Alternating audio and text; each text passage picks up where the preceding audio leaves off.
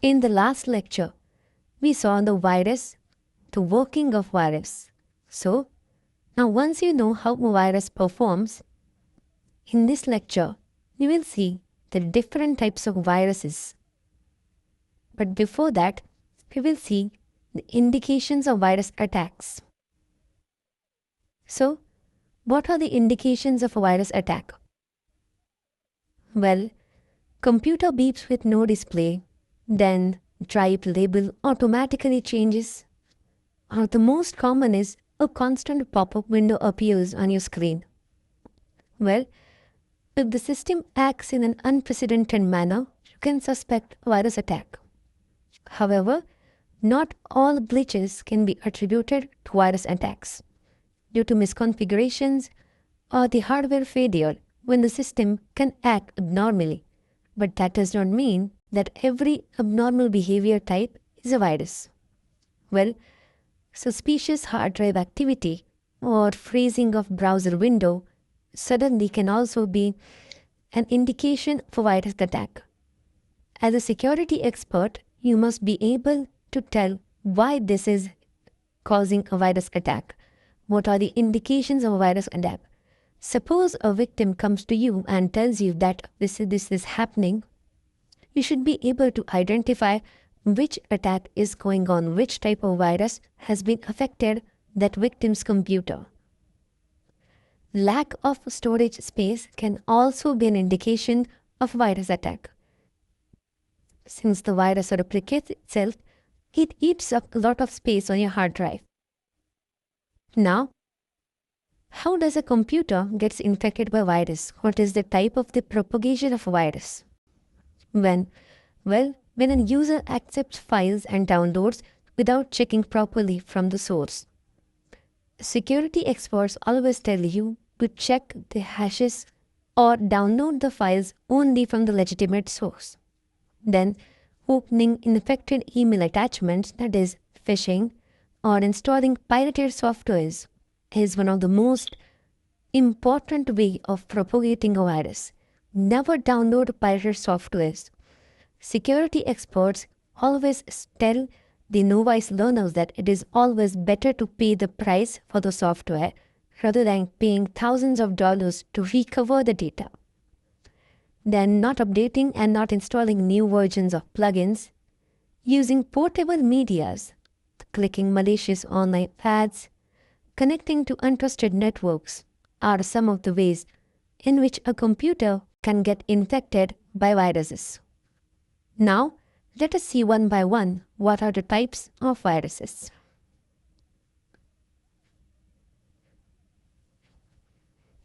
Make sure you closely listen to this video because as a certified professional or as a cybersecurity enthusiast, you must be able to tell the difference between two viruses.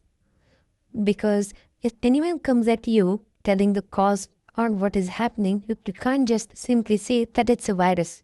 You have to be specific. Such questions are asked during interviews because clearing these fundamentals is more important than running the tools. Anyone can run the tools, but it is more important to know the concepts behind these tools. So, let us start with the first type of virus, that is system and file virus. Boot sector virus moves MBR, that is master boot record, to another location on the hard drive and copies itself to the original location of the master boot record. This is known as the system or the boot sector virus. So what it does is this virus copies the MBR to some random location, and MBR location is very important for a system. And what this virus does is that this virus copies itself into the main boot location so that it gets replicate itself. This is the main function of a boot sector virus. The next is the file virus. File viruses infect files which are executed or interpreted in the system, such as COM, EXE, SRVs, OVL, OBJ, MNU, and BAT files. File viruses can either be direct action or memory resident. The next type is the multipartite and macroviruses. Multi-parted viruses infect the system boot sector and executable files at the same time.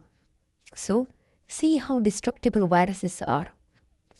Macroviruses infect the files created from Microsoft Word or Excel. So, whenever an Excel file is corrupt, or if you observe that Excel file is behaving abnormally, you can guess that it may be a macrovirus. Most macroviruses are written using macro language, that is Visual Basic for Applications, VBA. Macroviruses infect templates or convert infected documents into template files while maintaining the appearance of ordinary document files. The next is cluster and stealth viruses. Cluster viruses modify directory table entries so that it points users or system processes to the virus code instead of the actual program. Cluster viruses will launch itself first when any program in the computer system is started. Stealth virus, or also known as tunneling virus. Tunneling viruses evade the antivirus software by intercepting its request to the operating system. This virus can hide itself by intercepting the antivirus software's request to read the file and passing the request to the virus instead of the operating system. Next is the encryption virus. This type of virus uses simple encryption to encipher the code. The virus is encrypted with a different key for each infected file. Polymorphic virus. A polymorphic code is a code that mutates while keeping the original algorithm intact. So, a well-written polymorphic virus therefore has no parts that stay the same on the same infection. So you can see this virus gets replicated over and over the time. So you can see how dangerous it is. The next is metamorphic virus. I haven't listed the metamorphic viruses, but I would like to give a short description. Metamorphic viruses rewrite themselves completely each time they are to infect a new executable. So, from the description itself, these viruses are dangerous. Email viruses are the types of viruses which are commonly found into email attachments that infect PCs. File extension viruses are the viruses which are inside a file extension. For example, there is a file known as file.php.txt. The original file is a PHP file, but it is hidden inside a .txt file. So, this is how these viruses play an important role, and as a security student, you must be able to distinguish between these viruses. If you have interest, we have provided some links so that you can go through those links, or even you can go on Google and search for the types of viruses. What are the virus detection methods? Now, in order to identify which virus has been affected the system, it is important to detect those viruses. There are 5 steps in detecting a virus. The first is scanning. Once a virus has been detected, it is possible to write scanning programs that look for signature string characteristics of the virus. The next is integrity checking. Integrity checking products work by reading the entire disk, recording integrity data, then acts as a signature. Next is interception. The interceptor monitors the operating system requests that are written to the disk. Code execution or code emulation. In code emulation techniques, the antivirus executes the malicious code inside a virtual machine to simulate the CPU and memory activities. Therefore, from this, the antivirus software or the company who has launched the antivirus can get an idea of how a virus works. Basically, a reverse engineering task. Then last one is heuristic analysis. Heuristic analysis can be static or dynamic. In static analysis, the antivirus analyzes the file format and code structure to determine if the code is viral.